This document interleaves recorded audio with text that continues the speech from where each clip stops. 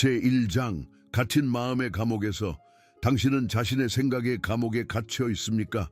밤에 잠들지 못하고 불안한 생각들이 당신의 마음을 에워싸고 마치 끝없는 밀에 갇힌 것처럼 느껴지나요? 당신은 혼자가 아닙니다. 우리 모두는 때때로 우리의 마음이 우리의 가장 큰 적이 될 수 있다는 것을 경험합니다. 당신의 생각이 종종 파괴적인 경로를 따라가고 평화를 찾기 위한 노력이 실패하는 것처럼 느끼나요? C.S. 루이스는 이런 상태를 마음의 감옥이라고 불렀습니다. 그는 자신의 삶에서 깊은 회의주의와 어둠의 시기를 겪었습니다. 영국 옥스퍼드의 강의실에서 학생들을 가르치는 동안 그의 내면에서는 끊임없는 생각의 전쟁이 벌어지고 있었습니다. 루이스는 나중에 이렇게 썼습니다. 나는 내 마음의 문을 닫고 열쇠를 잃어버렸다. 하지만 이것이 이야기의 끝이 아닙니다. 루이스는 자신의 마음을 혁명적으로 변화시키는 비밀을 발견했고 그 비밀은 그를 세계에서 가장 영향력 있는 기독교 사상가 중 한 명으로 만들었습니다. 그리고 지금 당신도 그 동일한 비밀을 발견하려고 합니다. 이사야 26장 3절은 이렇게 약속합니다. 주께서 심지가 견고한 자를 평강의 평강으로 지키시리니 이는 그가 주를 신뢰함이니이다. 당신의 마음이 지금 혼란스럽더라도 하나님은 당신에게 완전한 평화를 주실 수 있습니다. 이것은 단지 일시적인 안도감이 아니라 당신의 생각의 완전한 변화입니다. 오늘 우리는 함께 C.S. 루이스가 발견한 마음의 변화에 대한 비밀을 탐구할 것입니다. 이것은 단지 긍정적인 생각이나 자기 개발에 관한 것이 아니라 당신의 전체 존재를 변화시키는 진정한 마음의 변화에 관한 것입니다. 당신이 지금 느끼는 어두움이 얼마나 깊든지 간에 빛이 있습니다. 루이스가 말한 것처럼 나는 내가 믿기로 결정했기 때문에 믿었다. 그러나 내가 믿기 시작했을 때 나는 그것이 사실임을 보기 시작했다. 이제 우리의 여정을 시작합시다. 제2장 상상력의 문을 열다. 당신은 마지막으로 진정으로 경이로움을 느꼈던 때가 언제인지 기억하십니까? 어린아이처럼 세상의 신비와 아름다움에 압도되었던 그 순간을 기억하십니까? C.S. 루이스는 마음의 변화 과정이 바로 이 지점에서 시작된다고 믿었습니다. 상상력의 재발견에서. 현대 세계에서 우리는 종종 상상력을 단지 어린이들의 영역이나 실용적인 삶에서 벗어난 것으로 여깁니다. 그러나 루이스에게 상상력은 영적 변화의 강력한 도구였습니다. 그는 상상력은 이성의 문을 열기 위한 열쇠이다라고 썼습니다. 루이스가 무신론에서 기독교로 전환하기 전 그는 먼저 상상력을 통해 변화되었습니다. 조지 맥도널드, J.R.R. 톨킨과 같은 작가들의 이야기는 그의 마음의 영적 실제의 가능성을 심었습니다. 그는 자신의 자서전 예기치 아는 기쁨에서 이렇게 설명합니다. 내 상상력은 내 이성보다 먼저 항복했다. 성경은 상상력의 중요성에 대해 어떻게 말합니까? 빌립보서 4장 8절에서 바울은 이렇게 권고합니다. 무엇이든지 참되며 무엇이든지 경건하며 무엇이든지 옳으며 무엇이든지 순결하며 무엇이든지 사랑받을 만하며 무엇이든지 칭찬받을 만하며 무슨 덕이 있든지 무슨 기림이 있든지 이것들을 생각하십시오. 이것은 단순한 긍정적 사고가 아닙니다. 이것은 우리의 마음과 상상력을 하나님의 진리와 아름다움으로 의도적으로 채우는 것입니다. 루이스는 판타지와 우화를 통해 이것을 실천했고 나니아 연대기와 같은 이야기를 통해 복음의 진리를 새롭고 신선한 방식으로 제시했습니다. 당신은 어떻게 이것을 실천할 수 있을까요? 오늘 몇 분 동안 자연의 아름다움을 관찰하거나 영감을 주는 이야기를 읽거나 성경의 이야기를 생생히 상상해 보세요. 당신의 상상력을 헛된 생각이나 걱정이 아닌 하나님의 아름다움과 진리로 채우는 연습을 시작하세요. 마틴 루터가 말했듯이 상상력은 하나님이 우리에게 주신 선물입니다. 그것은 이성과 함께 우리를 진리로 인도합니다. 저는 지금 이것을 읽고 있는 누군가가 오랫동안 자신의 상상력을 억압해왔다고 느낍니다. 당신은 자신의 마음이 메마르고 생기가 없다고 느낍니다. 오늘 하나님께서는 당신에게 다시 꿈꾸라고, 다시 상상하라고, 그리고 당신의 마음이 하나님의 왕국의 가능성들로 다시 활기를 띠게 하라고 초대하고 계십니다. 제3장 이중시력의 힘. 당신이 하루의 일상적인 업무를 처리하면서 때로는 더 깊은 의미나 목적을 놓치는 것처럼 느끼나요? 단지 삶의 표면만 스치며 지나가는 것 같은가요? C.S. 루이스는 이것을 단일 시력이라고 불렀습니다. 물질적인 것만 보고 그 너머의 영적 현실을 놓치는 상태입니다. 루이스는 믿음을 발견한 후 이중시력이라고 부른 것을 개발했습니다. 평범한 것에서 신성한 것을 보는 능력입니다. 그는 편지로부터 해서 이렇게 썼습니다. 우리는 일상적인 것에 대해서도 신성한 의미를 볼 수 있어야 합니다. 모든 평범한 것들이 은총으로 변화됩니다. 성경에서 이 원리를 보여주는 강력한 사례가 있습니다. 창세기 28장에서 야곱이 들판에서 잠들었을 때 그는 단지 평범한 돌을 베개 삼아 잠들었습니다. 그러나 꿈에서 그는 천사들이 오르내리는 사다리와 함께 하늘이 열리는 것을 보았습니다. 깨어났을 때 그는 경외감에 가득 차 외쳤습니다. 여호와께서 과연 이곳에 계시건을 내가 알지 못하였도다. 이것은 다름 아닌 하나님의 집이요 이는 하늘의 문이로다. 야곱은 평범한 장소에서 하나님의 임재를 발견했습니다. 그는 이중시력을 경험했습니다. 루이스에게 있어 이 이중시력은 단순한 개념이 아니라 매일의 연습이었습니다. 그는 일상적인 대화, 산책, 심지어 고통의 순간에서도 하나님의 손길을 보는 법을 배웠습니다. 그의 작품 고통의 문제에서 그는 이렇게 썼습니다. 하나님은 우리의 쾌락 속에서는 속삭이시고 우리의 양심 속에서는 말씀하시며 우리의 고통 속에서는 외치십니다. 그것은 고통이라는 확성기입니다. 골로사에서 3장 2절에서 바울은 우리에게 위의 것을 생각하고 땅의 것을 생각하지 말라고 권면합니다. 이것은 세상에서 물러나라는 뜻이 아니라 모든 것 안에서 하늘의 차원을 보라는 초대입니다. 또한 루이스는 이렇게 썼습니다. 나는 지금 내 삶 전체가 천국을 향한 여행의 첫 페이지에 불과하다고 믿는다. 그곳에서야 진짜 이야기가 시작될 것이다. 오늘 당신은 이중시력을 연습할 수 있습니다. 식사를 할 때 그것을 단지 영양분이 아닌 하나님의 선물로 보세요. 직장에서 갈등을 겪을 때 그것을 단지 스트레스가 아닌 인내와 사랑을 배울 기회로 보세요. 자연의 아름다움을 감상할 때 그것을 단지 우연이 아닌 하나님의 창조적 표현으로 보세요. 저는 지금 이것을 읽고 있는 누군가가 자신의 일상이 단조롭고 의미가 없다고 느끼고 있다고 생각합니다. 하나님께서는 당신이 일상 속에 숨겨진 기적들을 볼 수 있도록 당신의 영적 시력을 열어주기를 원하십니다. 오늘부터 시작하세요. 평범한 것들 속에서 하나님의 비범한 손길을 찾아보세요. 제4장 이성의 신성한 사용. 당신은 자신의 지성과 신앙 사이에 갈등을 느낀 적이 있습니까? 마치 당신의 이성적인 마음과 당신의 영적 갈망이 서로 싸우고 있는 것처럼 느껴지나요? C.S. 루이스는 많은 현대인들이 직면하는 이 긴장감을 잘 이해했습니다. 루이스는 옥스퍼드의 학자로서 놀라운 지적 능력을 가진 사람이었습니다. 그러나 그는 오랫동안 지성과 신앙이 서로 상충한다고 생각했습니다. 그의 회심 이후 그는 자신의 지성이 하나님을 대적하는 것이 아니라 하나님을 더 깊이 이해하고 사랑하는 도구임을 발견했습니다. 그의 책 순전한 기독교에서 루이스는 이렇게 썼습니다. 나는 태양이 존재하지 않는다고 믿기 위해 내 눈을 감아야 하는 것처럼 하나님이 존재하지 않는다고 믿기 위해 내 이성을 닫아야 했다.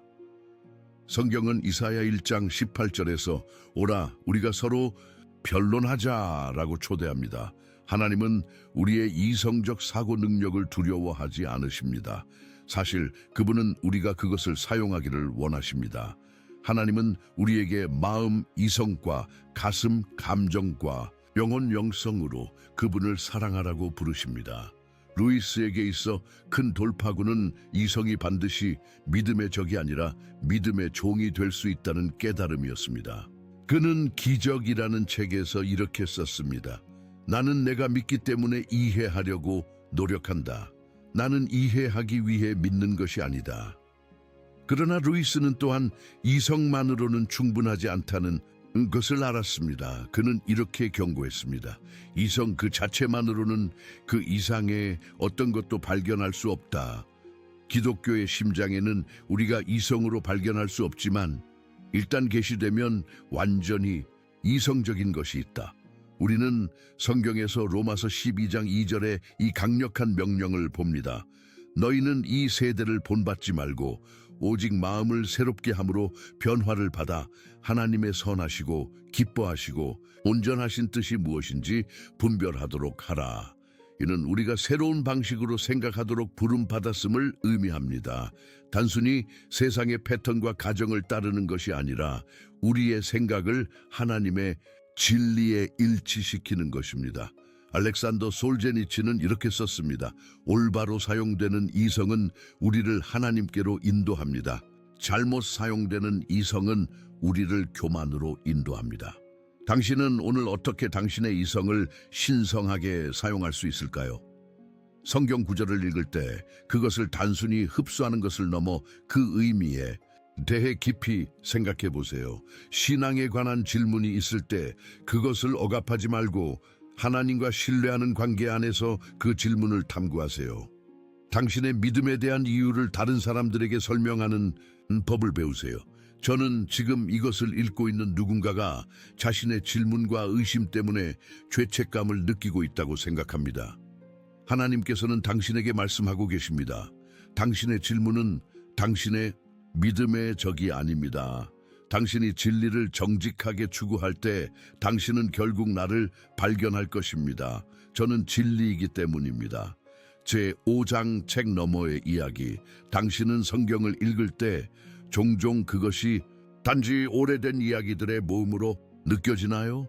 혹은 따라야 할 규칙들의 목록처럼 느껴지나요? C.S. 루이스는 성경을 바라보는 혁명적인 방법을 발견했고 그것은 그의 마음과 상상력을 변화시켰습니다. 루이스는 성경을 단순한 종교 텍스트가 아닌 위대한 이야기로 보기 시작했습니다. 우주적인 드라마로서 그 안에 우리 모두가 역할을 맡고 있는 이야기입니다. 그는 상상력을 가지고 성경을 읽으라고 조언했습니다. 그의 친구인 J.R.R. 톨킨에게 보낸 편지에서 루이스는 영적인 돌파구에 대해 이렇게 설명했습니다. 내가 복음서들을 진정으로 이해하기 시작한 것은 그것들을 단순히 교리로서가 아니라 실제 이야기로 보기 시작했을 때였다. 히브리서 4장 12절은 이렇게 말합니다. 하나님의 말씀은 살아있고 활력이 있어 좌우의 날선 어떤 검보다도 예리하여 혼과 영과 및 관절과 골수를 찔러 쪼개기까지 하며 또 마음의 생각과 뜻을 판단하나니 성경은 단순한 책이 아닙니다. 그것은 살아있는 이야기이며 우리가 그것을 읽을 때 그것도 우리를 읽습니다. 루이스가 성경을 이야기로 보기 시작했을 때 그는 그 안에서 자신의 위치를 발견했습니다. 그는 자신이 단순한 방관자가 아니라 하나님의 계속되는 이야기의 일부임을 깨달았습니다. 그는 순전한 기독교에서 이렇게 썼습니다. 우리의 삶 전체가 위대한 이야기의 일부가 되면 우리는 모든 장에서, 모든 단락에서, 심지어 모든 문장에서 그 위대한 저자를 만날 수 있다. 누가복음 24장에서 부활하신 예수님이 엠마오로 가는 길에서 제자들과 동행하실 때 그는 모세와 모든 선지자의 글로 시작하여 모든 성경에서 자기에 관한 것을 그들에게 설명해 주셨습니다. 예수님은 성경의 모든 부분이 어떻게 그분을 가리키는지, 어떻게 하나의 통일된 이야기를 이루는지 보여주셨습니다. 오늘날 많은 기독교인들은 성경의 개별 구절들을 분리된 조각들로 읽고 그들 사이를 연결하는 더 큰 이야기를 놓치고 있습니다. 루이스는 우리에게 줌아웃하고 전체 그림을 보고 그 이야기 속에서 우리의 위치를 발견하라고 도전합니다. 알리스터 맥그라스는 이렇게 말했습니다. 루이스는 기독교를 믿음의 사실들의 모음이 아니라 우리가 그 안에서 우리의 위치를 발견해야 하는 이야기로 보았다. 오늘 당신은 어떻게 성경을 새로운 방식으로 접근할 수 있을까요? 다음에 성경을 읽을 때 그것을 단지 정보로 접근하지 말고 자신에게 물어보세요. 이 이야기에서 나는 어디에 있는가? 이 장면에서 하나님은 나에게 무엇을 보여주고 계신가? 성경의 이야기들을 생생하게 상상해 보세요. 그 소리, 냄새, 감정들을 느껴보세요. 예수님의 비유를 읽을 때 그것이 처음 들었던 사람들에게 얼마나 충격적이고 혁명적이었는지 생각해 보세요. 저는 지금 이것을 읽고 있는 누군가가 성경 읽기에 지루함을 느끼고 있다고 생각합니다. 하나님께서는 당신에게 신선한 눈으로 상상력과 기대감을 가지고 그분의 말씀을 접근하라고 초대하고 계십니다. 하나님의 이야기는 지금도 계속되고 있으며 당신은 그 안에서 중요한 역할을 맡고 있습니다. 제6장 빛나는 갑옷을 입다. 당신은 자신의 생각을 통제할 수 없다고 느낀 적이 있습니까? 마치 당신의 마음이 지속적으로 두려움, 걱정, 분노 혹은 다른 부정적인 감정으로 침입당하는 것처럼 느껴지나요? C.S. 루이스는 이러한 투쟁을 깊이 이해했으며 그는 이것을 마음의 전쟁이라고 불렀습니다. 루이스의 소설 스크루테이프의 편지에서 그는 악마적인 캐릭터의 관점에서 씁니다. 이 독특한 접근법을 통해 루이스는 우리의 생각이 영적 전쟁의 전장이라는 통찰력을 제공합니다. 그는 이렇게 썼습니다. 인간의 마음은 요새와 같다. 그것은 공격받을 수 있으며 또한 수비할 수 있다. 바울은 에베소서 6장 11, 12절에서 이와 유사한 이미지를 사용합니다. 너희는 마귀의 간계를 능히 대적하기 위하여 하나님의 전신갑주를 입으라. 우리의 씨름은 혈과 육을 상대하는 것이 아니요 통치자들과 권세들과 이 어둠의 세상 주관자들과 하늘에 있는 악의 영들을 상대함이라. 루이스에게 있어 생각의 전쟁에서 승리하는 열쇠는 수동적 방어가 아니라 적극적인 방어였습니다. 그는 단순히 부정적인 생각을 제거하려고 노력하는 것이 아니라 우리의 마음을 진리와 아름다움으로 채우는 것이 중요하다고 주장했습니다. 그는 순전한 기독교에서 이렇게 썼습니다. 하나의 좋은 생각으로 나쁜 생각을 몰아내는 것이 좋은 생각을 위한 공간을 만들기 위해 나쁜 생각을 몰아내려고 노력하는 것보다 훨씬 쉽다. 빌립보서 4장 8절은 우리에게 이렇게 지시합니다. 끝으로 형제들아 무엇에든지 참되며 무엇에든지 경건하며 무엇에든지 옳으며 무엇에든지 정결하며 무엇에든지 사랑받을 만하며 무엇에든지 칭찬받을 만하며 무슨 덕이 있든지 무슨 기림이 있든지 이것들을 생각하라. 이것은 단순한 제안이 아니라 명령입니다. 우리는 우리의 마음을 중립적인 영역으로 남겨둘 수 없습니다. 그것은 항상 무언가로 채워질 것입니다. 루이스는 우리에게 우리의 마음을 의도적으로 하나님의 말씀, 자연의 아름다움, 훌륭한 문학, 그리고 진리와 선함을 반영하는 모든 것들로 채우라고 권고합니다. 찰스 스펄전은 이렇게 말했습니다. 마음의 성경을 채우십시오. 그러면 마귀는 들어올 공간을 찾지 못할 것입니다. 오늘 당신은 어떻게 마음의 전쟁에 맞설 수 있을까요? 첫째, 당신의 생각을 단순히 억압하려고 하기보다는 그것들이 어디서 오는지 인식하세요. 둘째, 하나님의 말씀으로 당신의 마음을 채우세요. 성경 구절을 암송하고 묵상하고 그것들을 당신의 상상력 속에 살아있게 하세요. 셋째, 당신이 소비하는 미디어, 당신이 시간을 보내는 사람들, 그리고 당신이 주의를 기울이는 것들에 주의하세요. 이 모든 것들이 당신의 생각의 패턴에 영향을 미칩니다. 저는 지금 이것을 읽고 있는 누군가가 끊임없는 걱정과 두려운 생각들로 압도되어 있다고 느낍니다. 하나님께서는 당신에게 말씀하고 계십니다. 내 자녀야, 나는 너에게 두려움의 영이 아니라 능력과 사랑과 건전한 정신의 영을 주었다. 오늘 내 생각을 내게 맡기고 내 평화로 내 마음을 지키도록 허락하라. 제7장 어둠 속에서 기뻐하는 법. 당신은 부정적인 상황에서 긍정적인 관점을 유지하는 것이 불가능하게 느껴질 때가 있습니까? 고통이나 실망이 당신의 모든 기쁨을 훔쳐간 것처럼 느껴지나요? C.S. 루이스는 기쁨과 고통이 종종 함께 온다는 깊은 비밀을 발견했습니다. 루이스의 삶은 쉽지 않았습니다. 그는 어머니의 죽음, 제1차 세계대전의 공포, 그리고 후에는 아내의 죽음으로 인한 깊은 슬픔을 경험했습니다. 그럼에도 불구하고 그는 고통의 문제라는 책에서 이렇게 썼습니다. 고통은 하나님의 확성기이다. 그것은 귀머거리 세상을 깨우는 딱딱한 도구이다. 루이스는 기쁨이 단순히 행복이나 즐거움이 아니라는 것을 이해했습니다. 그는 그것을 우리의 감정을 넘어선 깊은 만족과 평화로 보았습니다. 그의 자서전 예기치 않은 기쁨에서 그는 기쁨을 모든 갈망의 궁극적인 대상이라고 설명했습니다.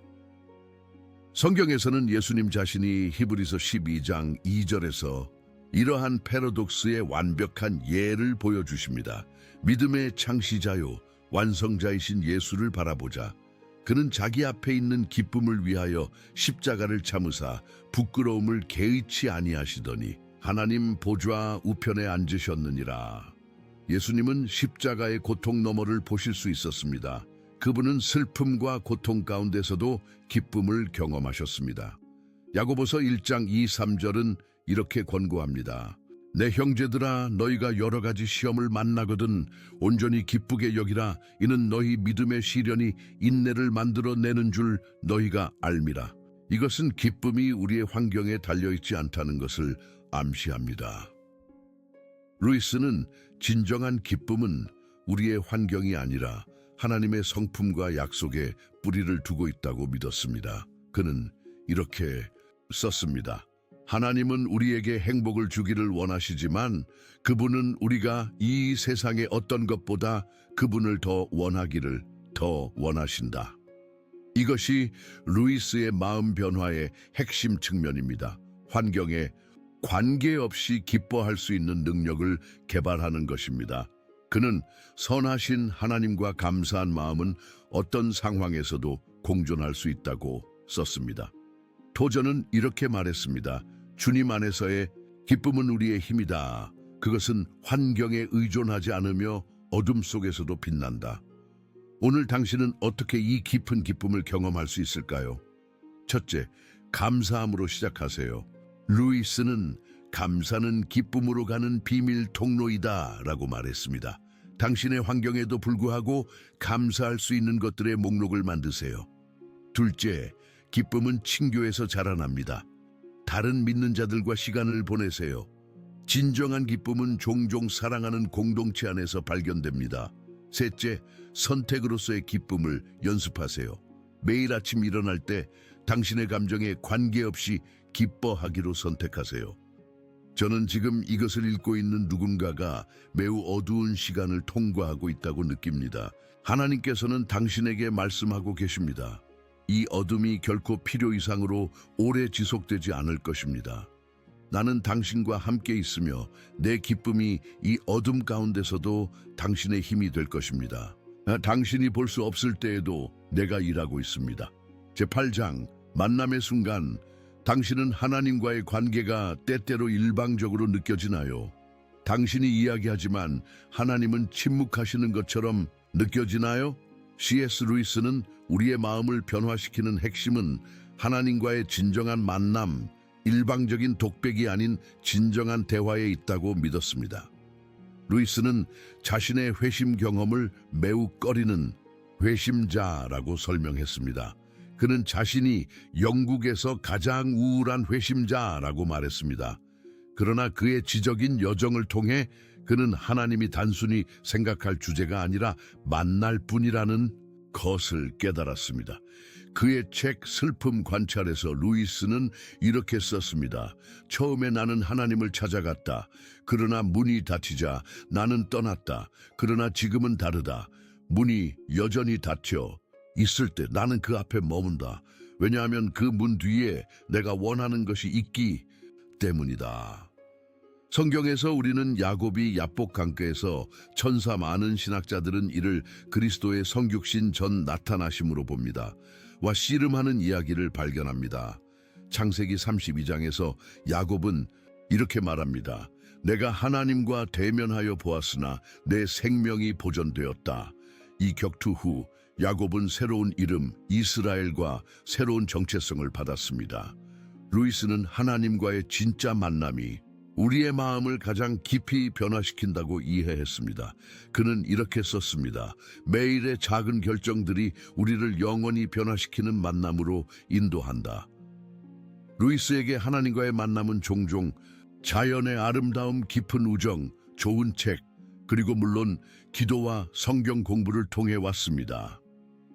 또한 루이스는 이렇게 썼습니다. 우리가 기도 중에 맞닥뜨리는 하나님은 언제나 더 크신 하나님이다. 네, 그는 많은 사람들이 그들이 상상하는 하나님이 아닌 진정한 하나님을 만날 때까지 단지 자신들의 생각에 기도하고 있다고 믿었습니다.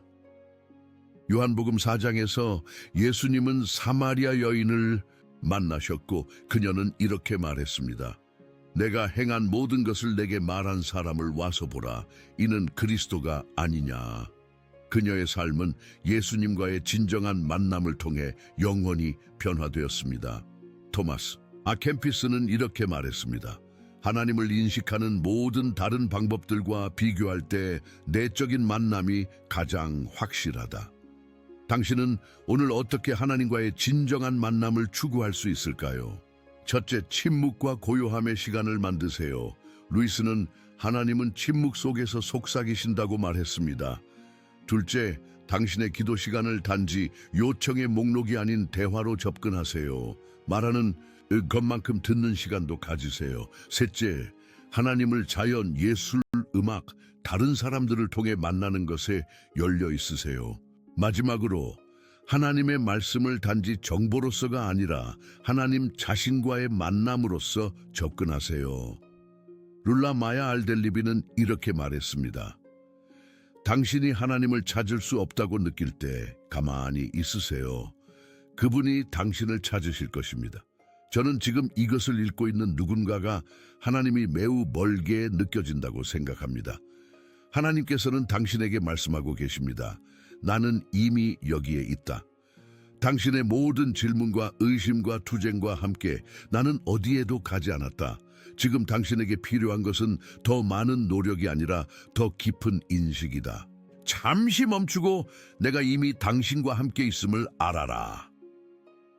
제9장 평범함의 신성. 당신은 당신의 일상이 단조롭고 영적으로 의미 없게 느껴질 때가 있습니까? 당신은 더 큰 일들을 하고 싶지만 매일의 반복적인 책임들에 갇혀 있다고 느끼나요? C.S. 루이스는 우리의 마음을 변화시키는 강력한 비밀이 바로 평범함의 한가운데에 있다고 주장했습니다. 많은 기독교인들이 영적 성장을 극적인 경험이나 큰 순간들과 연관시킵니다. 그러나 루이스는 우리가 주로 작은 선택들과 일상적인 충실함을 통해 변화된다고 믿었습니다. 그는 이렇게 썼습니다. 귀중한 물건들은 종종 작은 상자에 담겨 있다. 루이스는 또한 이렇게 썼습니다. 위대한 일들은 우리에게 거의 요구되지 않는다. 작은 일들이 요구되지만 그것들에 위대한 사랑이 담겨 있다. 성경에서 우리는 마태복음 25장의 예수님의 달란트 비유에서 이 원리를 봅니다. 주인은 충실한 종들에게 이렇게 말합니다. 잘하였도다 착하고 충성된 종아, 네가 적은 일에 충성하였음에 내가 많은 것을 내게 맡기리니 내 주인의 즐거움에 참여할지어다. 루이스는 우리의 일상적인 책임들이 영적인 준비를 위한 훈련장이라고 믿었습니다. 그의 공상 과학 소설 침묵의 행성을 향하여에서 그는 주인공에게 이렇게 말하게 합니다. 인간은 하루의 각 시간마다 매일 약간씩 천국에 더 가까워지거나 지옥에 더 가까워진다. 자신도 모르는 사이에 우리의 문화는 종종 화려함, 성공, 그리고 주목받는 업적을 숭배합니다. 그러나 루이스는 하나님은 화려한 모습보다 진정성에 더 관심이 있으시다고 상기시켜 줍니다. 그는 이렇게 썼습니다. 우리가 위대하신 그분을 기쁘게 하고자 한다면 무엇보다도 진정해야 한다. 누가복음 16장 10절은 이렇게 말합니다. 지극히 작은 것에 충성된 자는 큰 것에도 충성되고 지극히 작은 것에 불의한 자는 큰 것에도 불의하니라. 성경은 우리가 일상의 작은 일들에서 신실함을 보일 때 우리가 더 큰 책임을 맡을 준비가 된다고 가르칩니다. 마더 테레사는 이렇게 말했습니다. 우리는 위대한 일들을 할 수 없습니다. 다만 작은 일들을 큰 사랑으로 할 수 있을 뿐입니다. 오늘 당신은 어떻게 평범함의 힘을 포용할 수 있을까요? 첫째, 당신의 일상적인 일들을 영적 훈련으로 보세요. 설거지를 하거나 이메일에 답장하거나 자녀들의 숙제를 도울 때 그것들을 단지 해야 할 일이 아니라 사랑의 행위로 보세요. 둘째, 당신이 하는 모든 일에 온전히 임하세요. 루이스는 이렇게 말했습니다. 무엇이든 그것을 전심으로 하라. 그렇지 않으면 전혀 하지 말라. 셋째, 매일의 신실함이 가져오는 누적된 효과를 기억하세요. 작은 선택들이 시간이 지남에 따라 큰 변화를 만듭니다. 저는 지금 이것을 읽고 있는 누군가가 자신의 일상적인 삶이 하나님께 별로 중요하지 않다고 느끼고 있다고 생각합니다. 하나님께서는 당신에게 말씀하고 계십니다. 내 눈에는 작은 일이 없다. 당신이 사랑으로 하는 모든 일들, 보이지 않는 모든 순간들이 내게는 매우 중요하다. 당신의 충실함이 내 마음을 기쁘게 한다는 것을 알아라. 제10장, 내면의 여행. 당신은 자신의 영적 여정이 표류하거나 정체되어 있다고 느끼나요? 당신은 몇 년 동안 그리스도를 따랐지만 당신의 마음이 진정으로 변화되었는지 의문이 드나요? C.S. 루이스는 진정한 변화는 순간적인 사건이 아니라 평생의 여정이라고 이해했습니다. 루이스는 천국으로 가는 여행이라는 미출판 원고에서 이렇게 썼습니다. 기독교인이 된다는 것은 우리가 더 좋은 사람이 되어간다는 의미가 아니다. 그것은 우리가 새로운 사람이 되어간다는 의미다. 네, 그는 변화가 점진적이지만 급진적이라고 보았습니다. 매일 조금씩, 그러나 궁극적으로 완전한 변화를 향해. 그의 가장 유명한 우화 중 하나인 나니아 연대기에서 사자 아슬라는 어린 루시에게 이렇게 말합니다. 매년 너는 자랄 것이다. 그리고 매년 나는 너와 함께 자랄 것이다.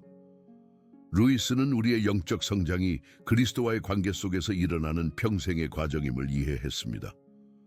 성경에서 바울은 빌립보서 1장 6절에서 이 진리를 확인합니다. 너희 안에서 착한 일을 시작하신 이가 그리스도 예수의 날까지 이루실 줄을 우리는 확신하노라. 변화는 하나님이 시작하시고 하나님이 완성하시는 과정입니다. 또한 바울은 로마서 12장 2절에서 이렇게 말합니다. 너희는 이 세대를 본받지 말고 오직 마음을 새롭게 함으로 변화를 받아. 여기서 사용된 변화라는 단어는 헬라어로 메타모르포인데 이는 변형이나 변태를 의미합니다. 매우 근본적이고 완전한 변화를 의미합니다. 루이스는 순전한 기독교에서 이러한 변화의 완전한 성격을 설명합니다. 하나님이 우리에게 더 좋게 되라고 말씀하실 때 그분은 우리에게 단지 독한 태도를 버리라고 말씀하시는 것이 아니다. 그분은 지속적으로 우리를 새로운 종류의 사람으로 변화시키고 계신다. 루이스는 이 여정이 항상 쉽지 않으며 종종 고통과 어려움을 포함한다는 것을 인정했습니다. 그는 이렇게 썼습니다. 하나님은 속삭임으로 우리에게 말씀하시고 우리의 즐거움을 통해 우리의 양심에 말씀하십니다. 그러나 하나님은 우리의 고통 속에서 외치십니다. 그것은 하나님의 확성기입니다. 오늘 당신은 어떻게 이 내면의 여행을 더 깊이 경험할 수 있을까요? 첫째, 인내를 가지세요. 루이스는 이렇게 말했습니다. 시간은 당신의 적이 아니다. 당신이 충분히 기다리면 모든 것이 당신에게 올 것이다. 둘째, 당신의 영적 여정을 일기로 기록하세요. 당신의 생각, 투쟁, 그리고 하나님이 당신을 어떻게 이끄셨는지를 적어두세요. 이는 당신이 진보를 볼 수 있게 도와줍니다. 셋째, 정기적으로 고요한 시간을 가지고 자신에게 물어보세요. 나는 그리스도를 더 닮아가고 있는가? 내가 더 참을성 있게, 더 친절하게, 더 사랑스럽게 되어가고 있는가? A.W. 토저는 이렇게 말했습니다. 하나님은 우리를 우리가 있는 곳에서 만나시지만 우리를 그곳에 머물게 하지 않으십니다. 저는 지금 이것을 읽고 있는 누군가가 자신의 영적 성장 속도에 실망하고 있다고 생각합니다. 하나님께서는 당신에게 말씀하고 계십니다. 네, 자녀야, 나는 서두르지 않는다. 내가 당신 안에서 시작한 일을 내가 완성할 것이다. 당신의 삶에서 유일하게 실패할 수 있는 것은 포기하는 것이다. 계속 나를 따라오기만 한다면 당신은 내가 당신을 위해 의도한 사람이 될 것이다. 제11장 관계의 거울. 당신은 자신이 특정 관계에서 가장 투쟁한다는 것을 발견하나요? 그것이 배우자, 자녀, 부모, 동료 혹은 친구와의 관계든 관계는 종종 우리 마음의 진정한 상태를 드러냅니다. C.S. 루이스는 관계가 우리 마음의 변화를 위한 하나님의 주요 도구 중 하나임을 이해했습니다. 루이스의 책 사랑의 4가지 얼굴에서 그는 인간관계의 깊은 의미와 목적을 탐구합니다. 그는 이렇게 썼습니다. 친구 없이 나는 진정한 나 자신을 알 수 없을 것이다. 루이스에게 관계는 단순한 사회적 편의가 아니라 우리의 성품을 형성하는 신성한 도구였습니다. 성경은 잠언 27장 17절에서 이렇게 말합니다. 철이 철을 날카롭게 하는 것 같이 사람이 그의 친구의 얼굴을 빛나게 하느니라. 하나님은 다른 사람들과의 관계를 통해 우리를 갈고 닦으십니다. 루이스는 자신의 가장 깊은 우정 중 하나인 J.R.R. 톨킨과의 관계에 대해 이렇게 썼습니다. 우정은 불필요하다. 철학과 예술처럼 그것은 생존을 위해 필요한 것들 중 하나가 아니다. 오히려 그것은 생존을 위해 필요한 것들 중 하나이다. 루이스에게 진정한 우정은 단순히 시간을 함께 보내는 것 이상이었습니다. 그것은 서로의 영혼을 성장시키는 것이었습니다. 예수님은 요한복음 13장 35절에서 이렇게 말씀하셨습니다. 너희가 서로 사랑하면 이로써 모든 사람이 너희가 내 제자인 줄 알리라. 관계는 우리의 영적 성장을 측정하는 일종의 계량기입니다. 우리가 더 그리스도를 닮아갈수록 우리의 관계는 더 사랑으로 특징 지어질 것입니다. 루이스는 관계가 우리의 죄성과 이기심을 드러내기 때문에 종종 어렵다는 것을 인정했습니다. 인간의 역사상 매일 아침 만나야 하는 두 사람은 때때로 서로를 견딜 수 없게 된다고 그는 썼습니다. 그러나 바로 이 갈등의 순간들이 우리의 마음이 변화될 기회가 됩니다. 스크루테이프의 편지에서 루이스는 이렇게 썼습니다. 가장 가까운 사람들과 함께 사는 것처럼 사람의 덕성을 현미경 아래 놓는 것은 없다. 관계는 단순히 우리의 죄를 드러낼 뿐만 아니라 우리가 그것을 인식하고 변화할 수 있도록 도와줍니다. 디트리히 본회퍼는 이렇게 말했습니다. 기독교 공동체 안에서 우리는 우리 이웃을 통해 하나님의 말씀을 듣습니다. 오늘 당신은 어떻게 관계를 통해 당신의 마음을 변화시킬 수 있을까요?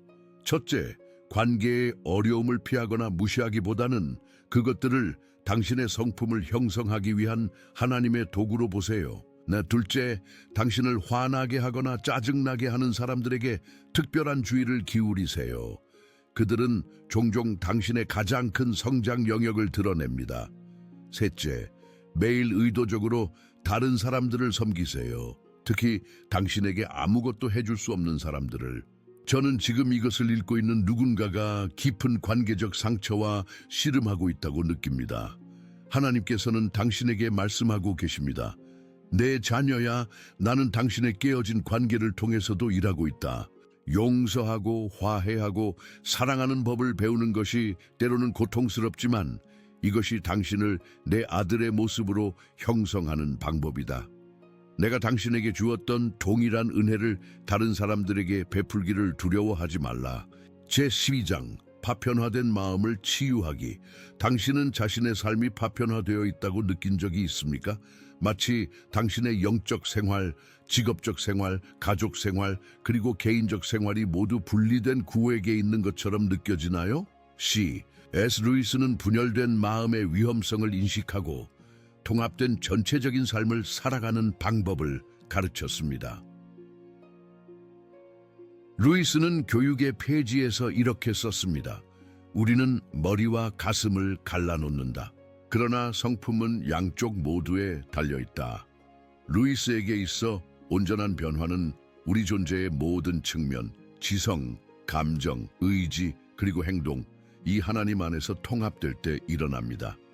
성경은 마태복음 6장 22절에서 이렇게 말합니다. 눈은 몸의 등불이니 그러므로 내 눈이 성하면 온몸이 밝을 것이요. 예수님은 단일성과 온전함의 중요성을 강조하셨습니다. 기독교에 대한 루이스의 접근법의 매력 중 하나는 그가 삶의 모든 영역, 문학, 신화, 과학, 우정, 사랑, 일을 하나님 안에서 통합하는 방법이었습니다.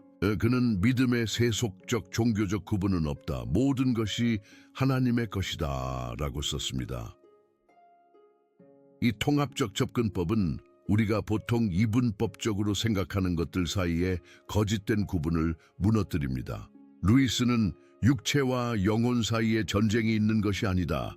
선한 영혼과 악한 영혼, 선한 육체와 악한 육체 사이에 전쟁이 있는 것이다 라고 말했습니다. 디모데전서 4장 4-5절은 이렇게 말합니다. 하나님께서 지으신 모든 것이 선함에 감사함으로 받으면 버릴 것이 없나니 하나님의 말씀과 기도로 거룩하여짐이라. 바울은 우리에게 영적, 세속적 영역 사이에 거짓된 이분법을 넘어서라고 촉구합니다. 그럼 우리는 어떻게 이런 통합된 마음을 개발할 수 있을까요? 루이스는 당신이 무엇을 믿든 당신의 믿음에 맞게 행동하라고 권고했습니다. 우리의 신념과 행동 사이에 일관성이 있을 때 우리는 내적 통합을 경험하기 시작합니다. 아브라함 카이퍼는 이렇게 말했습니다. 세상의 모든 영역에서 그리스도는 이것은 내 것이다 라고 선언하신다. 오늘 당신은 어떻게 더 통합된 삶을 살 수 있을까요? 첫째, 당신의 영적 삶과 일상적인 삶 사이의 거짓된 구분들을 인식하세요. 둘째, 당신이 일터에 있든 가정에 있든 교회에 있든 하나님의 임재를 인식하세요. 셋째, 삶의 모든 측면에서 그리스도를 영화롭게 하는 것을 목표로 하세요. 당신의 일, 취미, 관계, 그리고 생각에서. 루이스는 이렇게 썼습니다. 그리스도인에게는 평범한 시간이나 장소나 행동은 없다. 모든 것에서 그는 하나님을 섬기거나 섬기지 않는다. 모든 것에서 그는 그분의 법에 복종하거나 복종하지 않는다. 그리스도인의 매 행동은 축복 또는 저주이다. 저는 지금 이것을 읽고 있는 누군가가 자신의 삶의 여러 영역 사이에서 분열을 경험하고 있다고 느낍니다. 하나님께서는 당신에게 말씀하고 계십니다. 내 자녀야, 나는 당신을 조각들로 나누어 보지 않는다. 나는 당신 전체를 사랑한다. 내가 당신의 분열된, 파편화된 부분들을 하나로 모으도록 허락하라. 내가 당신 삶의 모든 영역에 들어가기를 원한다. 제13장, 내면의 천국. 당신은 평화의 깊은 감각, 깊은 기쁨, 그리고 내면의 고요함을 갈망하나요? 현대 세계의 소음, 분주함, 그리고 끊임없는 요구 속에서 우리 모두는 내면의 안식처를 찾습니다. C.S. 루이스는 우리의 마음속에 천국의 씨앗을 심을 수 있는 방법을 발견했습니다.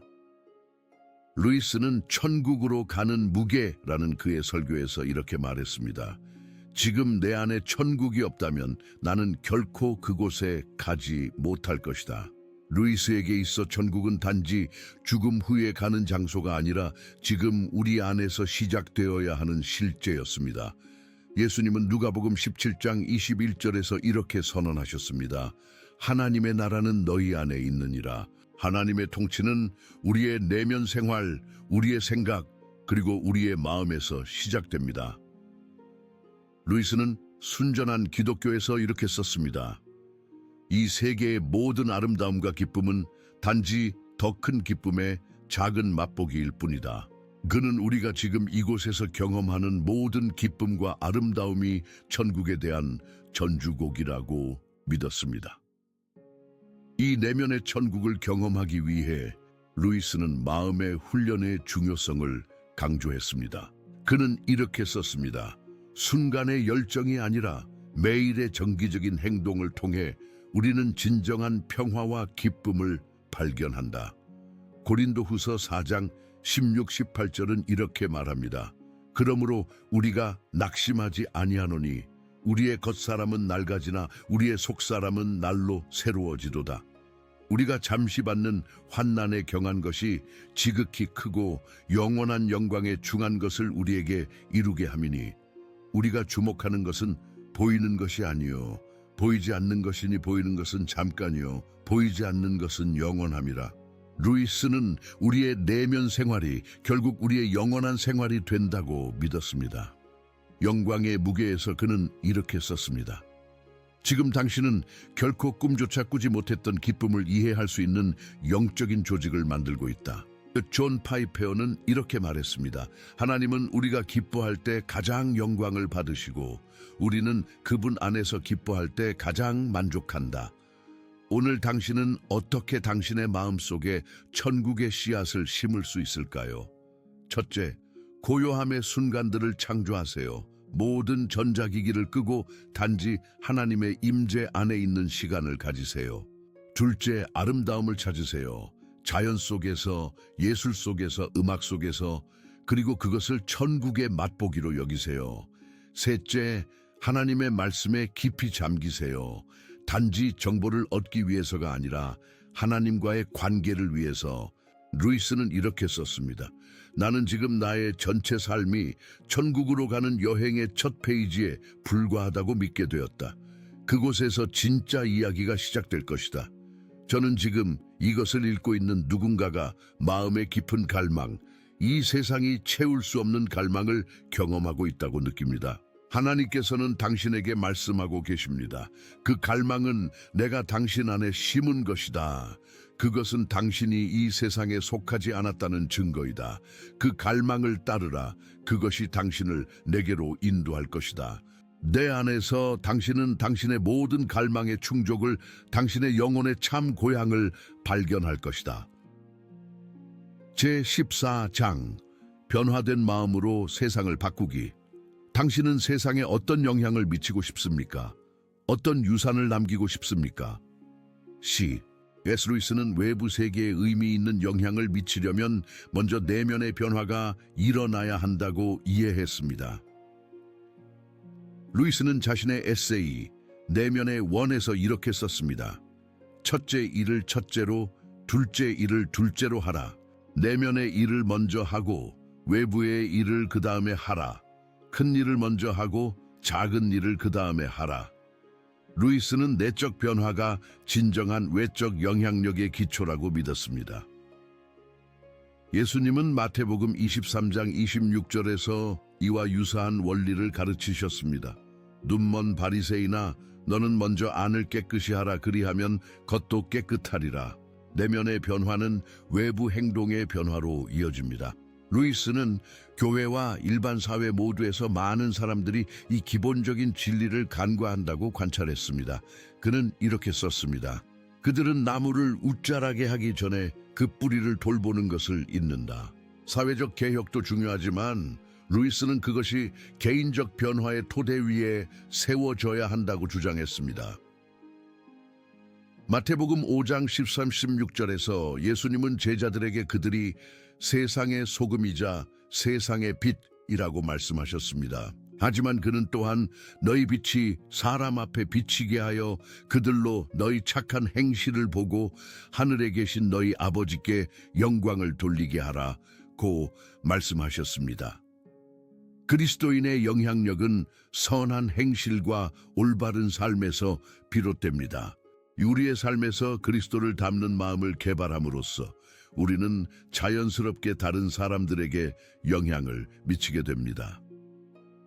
루이스는 자신의 자서전 예기치 않은 기쁨에서 친구인 J.R.R. 톨킨과 휴고 다이슨의 영향에 대해 이야기했습니다. 그는 그들의 논쟁이나 설득이 아니라 그들의 삶과 성품의 매력이 그를 그리스도께로 이끌었다고 설명했습니다. 디트리히 본회퍼는 이렇게 말했습니다.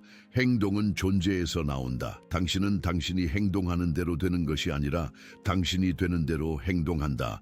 오늘 당신은 어떻게 당신의 변화된 마음으로 세상에 영향을 미칠 수 있을까요?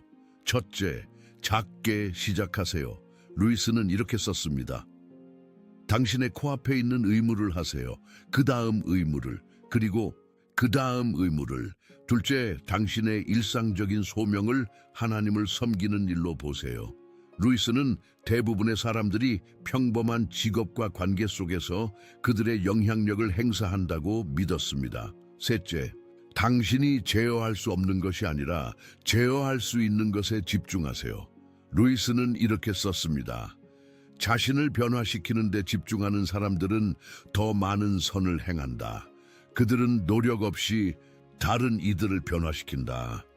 저는 지금 이것을 읽고 있는 누군가가 세상에 영향을 미치는 방법에 대해 낙담하고 있다고 느낍니다. 당신은 차이를 만들기에는 너무 작다고 느낍니다. 하나님께서는 당신에게 말씀하고 계십니다. 작은 것을 과소평가하지 마라. 나는 어린아이의 신앙, 과부의 두 랩돈, 소년의 점심을 통해 일했다. 나는 겸손하고 충실한 마음을 통해 일한다. 단지 내가 당신에게 맡긴 그 자리에서 충실하라. 당신이 충실할 때 나는 당신이 결코 꿈꾸지 못했던 방식으로 당신을 사용할 것이다. C.S. 루이스의 영향력은 그의 책, 강의, 방송에만 있지 않았습니다. 그것은 그의 매일의 충실함, 그의 진정성, 그리고 그의 지속적인 내적 변화에 대한 헌신에 있었습니다. 당신도 바로 거기서 시작할 수 있습니다. 당신의 마음, 당신의 생각, 당신의 상상력이 하나님에 의해 변화되도록 허락함으로써, 그리고 당신이 그렇게 할 때 당신은 세상을 변화시키는 일에 동참하게 될 것입니다. Film da narrativa.